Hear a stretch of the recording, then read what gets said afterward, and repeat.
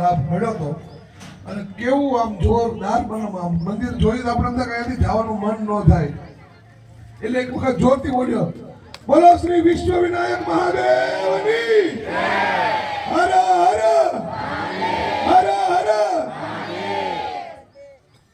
શ્રી ભાગવત સપ્તાહ જ્ઞાન યજ્ઞ અત્યારે આપણા વિસ્તારમાં આપણી વચ્ચે વ્યાસપીઠ પર બિરાજમાન શ્રી ધનંજય દાદા ઠાકર મોટા મુંજીયાસર અમરેલી જિલ્લાથી ખાસ અહીંયા પધાર્યા છે. આપણે પહેલો લાભ મળ્યો છે કે અહીં સરસ મજાનું મંદિરનું કામ આપણે હમણાં ટૂંક સમયમાં પૂર્ણ કર્યું અને દાદા આપણી પહેલી કથાનો લાભ અમને મળ્યો છે. એના માટે તો આપણા માટે શબ્દો અમારી પાસે ઓછા પડે છે ધન્યવાદ માટેના. અને મેં જોયું આપણી અસ્ખલિત વાણી એટલી સરસ મજાની દૂરથી જ્યારે અહીંયા પહોંચ્યો ત્યારે સાંભળતો આવ્યો તો આપણે એમ થાય કે ઘરે ઘરેથી ઊભું થવાનું મન ન થાય. આટલી મોટી સંખ્યામાં બધા બહેનો માતાઓ અહીં બેઠા છે એ બહુ જ એના ઉપરથી આપણને ખબર પડે કે બધાને જ આ ભાગવત સપ્તાહ જ્ઞાન યજ્ઞનો કેવો લાભ મળતો હશે, કેટલા બધા પિતૃઓ આપણા રાજી થતા હશે.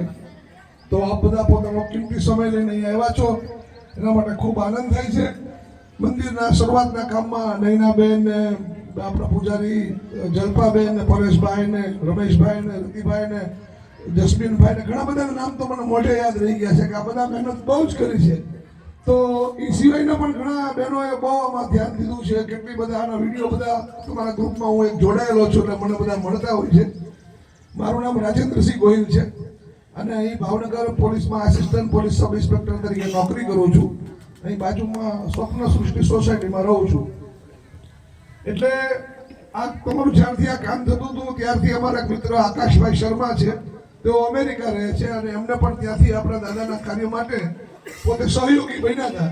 એટલે બધાના સહયોગથી સરસ મજાનું કામ થઈ રહ્યું છે. હવે આગળની જવાબદારી આપણા બધાની છે કે દાદા આપણા ઘર આંગણે છે, આપણે કંઈક ને કંઈક એવું એ કરતા રહીએ તો આવા સરસ સરસ કાર્યક્રમો કરતા રહીએ અને એ બાને આપણે ભક્તિથી આખું જીવન આપણે પસાર કરવાનું છે. એટલે આ રીતે બધા સાથ સહકાર આપજો અને ખૂબ બધા હળી મળીને રહેજો.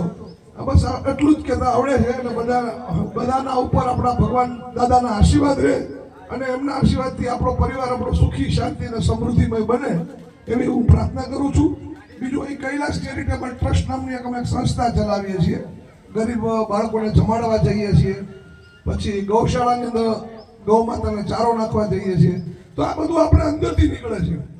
પોલીસ તરીકે નોકરી કરતા હોય તો ઘણા એમ થાય કે આ બધું કરવાની શું જરૂર છે, પણ આવું મહાદેવ આપણે એવી સમજ આપતા હોય છે, અહીં આપણે શક્તિ આપતા હોય છે. તો આપણી જેવા ઘણા લોકો ઘણું બધું કરતા હોય છે ત્યારે આપણે પણ કંઈક ને કંઈક આવું વિચારીએ અને આવા સારા અક્ષરમાં કે જઈએ જેથી કરીને આપણે શાંતિથી ઊંઘ આવે, આપણો પરિવાર કુશળ મંગળ રહે. એ જ અભ્યર્થના સૌને મારા હર હર મહાદેવ.